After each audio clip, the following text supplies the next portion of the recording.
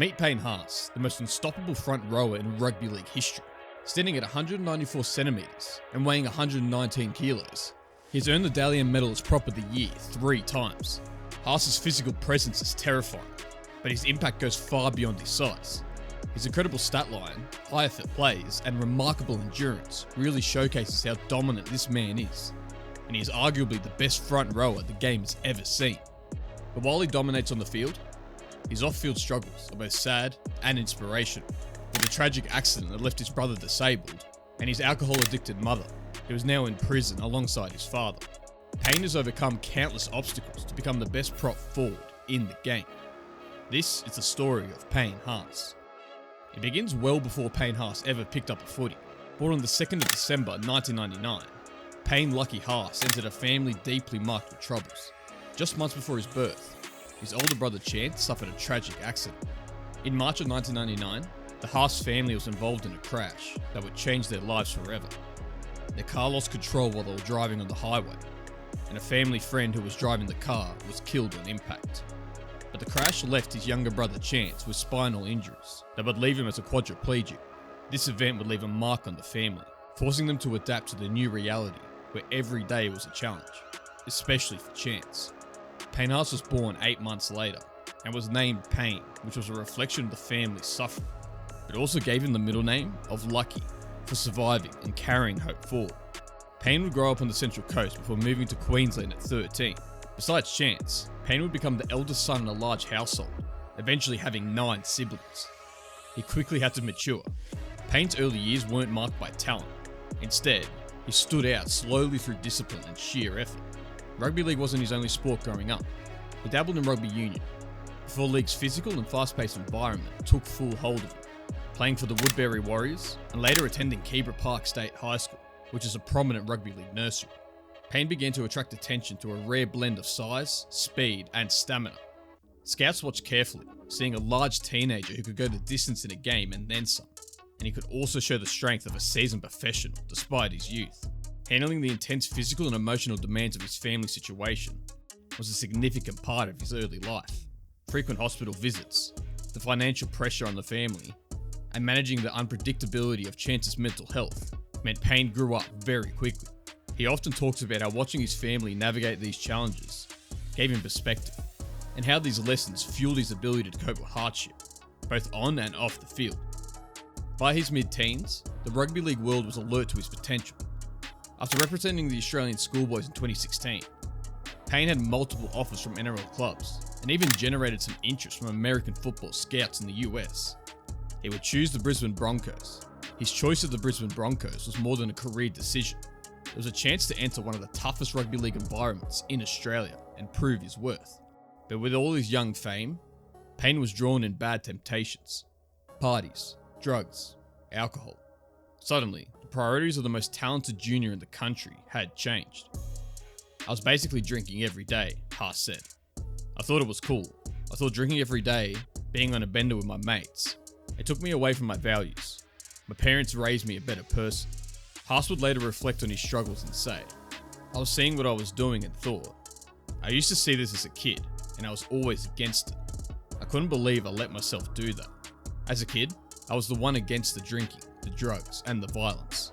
I always wanted to be the good kid. For a while, I wasn't. I finally feel I'm being the person I wanted to grow up to be. Hopefully kids can realise it's not too late to change, that it's okay to be good. Haas would make his NRL debut at only 18 years old in 2018. Phil Gould would say in his debut game, this was the birth of a superstar. Payne's breakout was momentarily stalled by injury. A shoulder issue kept him sidelined for most of the first year, only playing 3 games. Payne would return to the field in 2019, and his improvement was undeniable. That year, he fasted for the first time during Ramadan, blending his growing faith with professional sport, which was a union that brought him focus. He scored his first NRL try in May 2019 and was selected for the New South Wales Blues in the State of Origin series after only 10 games in the NRL. In that same year, he was named Broncos Player of the Year and secured the Dally M Rookie of the Year award, along with the Dally M Front Rower of the Year, signalling the arrival of a prop capable of reshaping the middle forward role. Despite the rising star status, Payne's family life continued with its complexities and ongoing struggles. In the same 2019 season, he He was suspended for 4 matches for refusing to cooperate with the NRL Integrity Unit during an investigation into a family-related matter, highlighting his loyalty above all else. His family remains central to his motivation and is a source of strength, but also an arena for difficulty that has tested his ability to balance personal and professional life. Yet, Payne's resilience shines brightest during storms. The Broncos struggled in 2020, finishing last on the ladder for the first time in the club's history. This feat could have overshadowed Haas's individual brilliance, but it didn't, finishing the year as one of the league's best forwards, putting in over 150 running metres and over 30 tackles per game with remarkable consistency. His physicality and endurance were unparalleled, affirming his reputation as the NRL's hardest working forward. In 2021, the off-field pressures would grow. Legal issues came around, including charges for offensive language and intimidating police, who would end up receiving a good behaviour bond. These moments brought Payne into the spotlight for reasons beyond football, but he took responsibility publicly and recommitted himself to both his family and his sport. The Broncos continued to rely heavily on him, as he remained a beacon of physical dominance and leadership, helping guide a team in transition.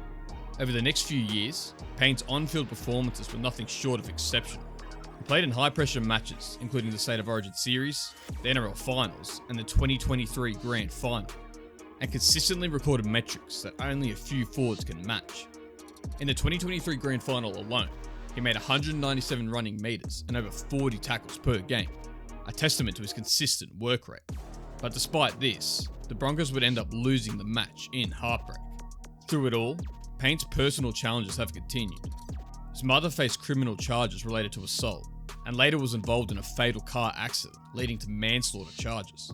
And his father was arrested overseas for a charge related to drug smuggling.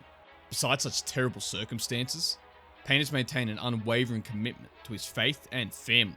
But the tragedy didn't end there. His brother, Chance Haas, passed away just over 20 years on from the family car accident in 1999. Payne speaks openly about Chance's courage through daily hardship, became a blueprint for his own perseverance. For Payne, every game is played with the knowledge that his true victory is the example he sets for his brothers and his family. Back on the footy field, by the end of 2025, his career stats painted a picture of an extraordinary athlete. He now has 142 NRL appearances in his career, all for the Broncos, and the 2025 season saw him compete in 24 games, scoring 3 tries, and leading all front rowers with 130 tackle breaks and 70 offloads. He recorded 828 tackles at elite efficiency, averaging over 15 hit-ups and 168 running metres per match. His total running metres for the season reached nearly 4,000, with over 1,500 post-contact metres, the highest amongst any prop in the league. These statistics further cemented his value as a key player in the middle of the park. His defensive contributions for the season include 805 tackles, with an efficiency of 98%.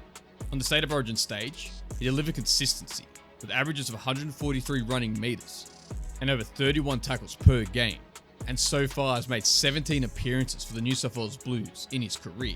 This level of contribution in both club and representative footy demonstrates his relentless engine and importance to team structure. And as of now, Payne Haas is a premiership winner, as the Broncos won the 2025 Grand Final. Payne now made a decision to represent Samoa at the international level from 2025 onwards, which marks another chapter in his career.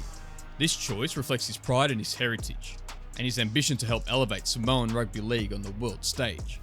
Every carry, every tackle, and every game played by Payne Haas reminds us that being truly unstoppable is about presence and resilience on and off the field.